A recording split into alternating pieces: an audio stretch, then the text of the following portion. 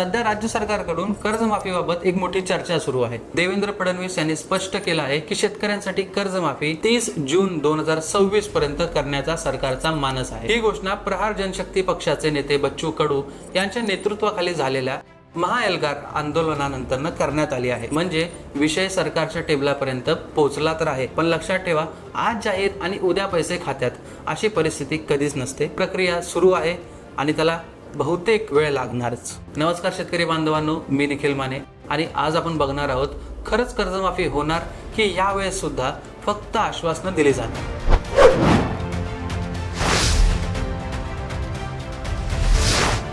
सरकारने प्रवीण परदेशी यांच्या अध्यक्षतेखाली 9 जणांची समिती नेमली आहे। ही समिती ठरवणार कर्जमाफी नेमकी कशी द्यायची, कोणाला द्यायची, किती मर्यादेपर्यंत द्यायची आणि सरकारवर या सगळ्याचा किती आर्थिक भार येणार आहे। म्हणजे आधी अभ्यास आणि मग योग्य काय तो निर्णय। या समितीचा सविस्तर अहवाल एप्रिल 2026च्या पहिल्या आठवड्यात येणं अपेक्षित आहे। चर्चेनुसार 30 जून 2025 पर्यंत ज्यांचं कर्ज थकीत आहे अशा शेतकऱ्यांचा प्रामुख्याने विचार केला जाऊ शकतो। म्हणजे ज्या शेतकऱ्यांनी त्या तारखेपर्यंत कर्ज फेडलेलं नाही ते पात्र ठरू शकतात। पण इथे एक वेगळी गोष्ट सुद्धा समोर आली आहे। 2020 पासून ते 30 जून 2025 पर्यंत नियमित कर्ज भरणाऱ्या शेतकऱ्यावर अन्याय होऊ नये म्हणून त्यांच्यासाठी सुद्धा काही सवलती किंवा प्रोत्साहनभर लाभ देण्याचा सरकार विचार करत आहे।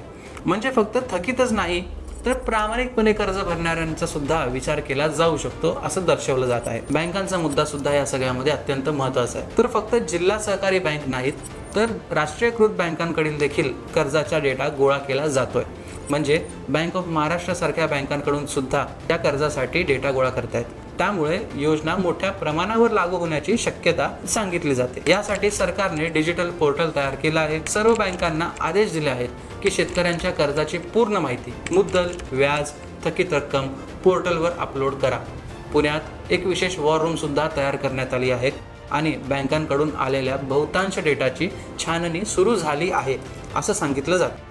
म्हणजे सरकार आधी कागदोपत्री सगळं स्पष्ट करत आहे, मगच काय अंतिम निर्णय घेणार आहे। आता पैशाचा मुद्दा। अंदाज असा आहे की सुमारे 25 लाख शेतकऱ्यांना लाभ मिळू शकतो आणि सरकारवर जवळपास 30,000 कोटी रुपयांचा आर्थिक भार पडणार आहे। ही रक्कम अजिबात छोटी नाही। म्हणूनच सरकार आर्थिक गणित जुळवूनच घोषणा करेल असं सांगितलं जातंय। बजेट 2026 मध्ये कर्जमाफीच्या अटी आणि रकमेची मर्यादा जाहीर करण्याची शक्यता व्यक्त केली जात होती, पण तसं तर त्यात काही दिसलं नाही, हे पण तितकंच खरं आहे। पण एक गोष्ट सध्या सरकारचं प्राधान्य काय आहे तर पावसामुळे नुकसान झालेल्या शेतकऱ्यांच्या खात्यात थेट मदत जमा करणे, म्हणजे तातडीचा दिलासा आणि मग एखादी मोठी कर्जमाफीची योजना। सरळ शब्दात सांगायचं झालंच तर कर्जमाफीची चर्चा खरी आहे। डेडलाईन म्हणून जून 2026 सांगितली गेली आहे। समिती काम करते, डेटा गोळा होतोय, पात्रतेचे निष्कर्ष अजून अंतिम नाहीत पण चालू आहेत। मोठी आर्थिक तरतूद तर लागणार एवढं मात्र खरं आहे। म्हणून मग आता आपण काय करायचं? अफवा पसरवू नका, अफवांवर विश्वास ठेवू नका, बँकेचे कागदपत्र व्यवस्थित ठेवा, कर्जाची अचूक माहिती तपासा आणि अधिकृत शासन निर्णय येईपर्यंत थांबा। जेव्हा GR निघेल तेव्हा सगळं स्पष्ट होईल, कोण पात्र, किती रक्कम आणि कधी खात्यात पैसे येणार। ही आहे सध्याची खरी परिस्थिती। ना पूर्ण घोषणा झाली आहे ना विषय बंद झाला आहे।